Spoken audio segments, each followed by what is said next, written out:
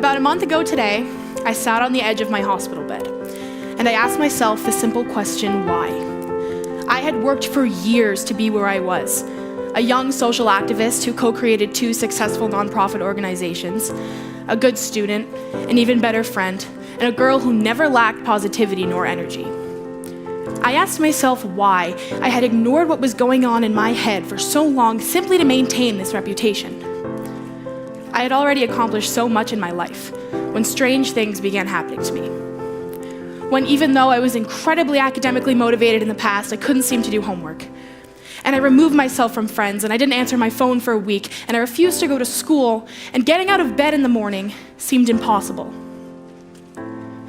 Now, looking back, I realized that I had to redefine what success was.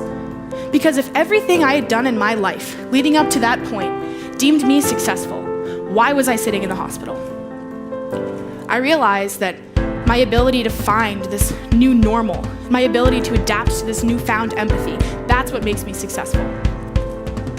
Being diagnosed with clinical depression is what it took for me to realize what success was. Though I could go on, I'm not here to simply tell you all about my story. I'm here to tell you why I think this is happening, not only to me, but to a dangerous number of teenagers in this country, a statistic that is increasing every year, and why each one of you needs to advocate for programs in schools for teens that are suffering from depression and anxiety. Depression in our society is not obvious when walking down the street or the hallway, but simply open your laptops, your smartphones, your tablets, and do maybe one Google search and you will be blown away. After my one Google search, I found that after a study conducted in this spring, 1.6 million Tumblr blogs were examined, and of those, 200,000 contained pictures, videos, and text posts of teenagers hurting themselves due to depression. Is it because we now have the technology to express an ever-present feeling, or is it something greater? Is it just a coincidence that school systems and standardized tests, they're getting harder, and college acceptance rates are going down, and the pressures to be a stereotypical man or woman are everywhere?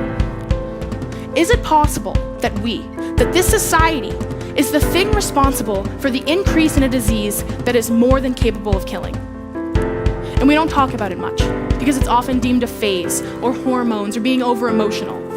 Oftentimes, conversations regarding mental illnesses such as depression result in words being thrown around that are nearly irrelevant. Depression is not the emotion sadness.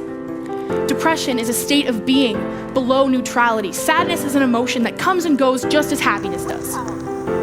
My biggest pet peeve is when someone comes up to you and says something along the lines of, "I'm sorry, I was just depressed earlier. I'm so depressed right now." Depression does not just come and go, it's there. And it is the 3rd largest cause of death among teenagers in this country. 4,400 kids commit suicide a year, and for every one of those, at least 100 attempt. So now I'm standing here asking you all the same simple question I asked myself when I was in the hospital. Why? But this time it's why we're not doing more to prevent this. My school has a bridge program for kids that are transitioning in from an extended absence. Many of us have suffered from severe depression and severe anxiety, and many of us say that the program has saved our lives because it puts our mental health first. How can we be expected to be successful in life and go to a good college and have a good career if the pressure is too overwhelming and we don't even finish high school? Bridge talks to our parents, our teachers, anyone we need to know what is going on in order to help us cope. The Bridge team consists of an academic coordinator who has the weirdest taste in music, like this guy is either listening to Bob Marley or like tribal music, there's really no in between. We have a mental health specialist who is obsessed with Mini Butterfingers, an intern who is insanely good at bananagrams, and another intern who, though is very smart and goes to Harvard, has yet to advance past 2 songs on the guitar this year. But even so, these 4 people have become a both necessary and life-changing asset in mine and other Bridge students' lives. I'm here today to ask you all a quick favor to advocate to schools, advocate to your school boards for these programs. Because when I was in the mental hospital, I met a girl, we can call her Jane, and Jane had been there for weeks, and I had never met someone who understood what I was going through. And though I thought that she felt the exact same pain, had the exact same fear as me, she had been there for weeks, it was her 3rd hospitalization, and her school had no support for her. I told her about Bridge, and she was blown away that something like that existed. We shouldn't have to wait for these statistics to get higher and the number of teens to skyrocket. Because if we have the power to raise $100 million in a month for ALS, we have the power to advocate to schools for programs. I'm in the process of creating another nonprofit organization, of which provides schools with the funding necessary to create these programs for teens. So please be on the lookout for that.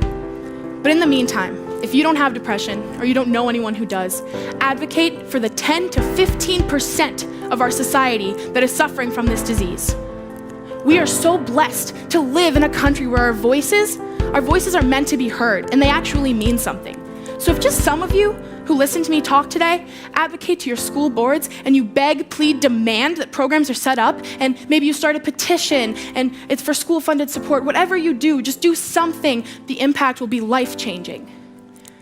Together, we can fight this disease that is controlling so many of us. And if you're out there and you're dealing with depression, turn the energy that you have towards hatred for this awful thing into energy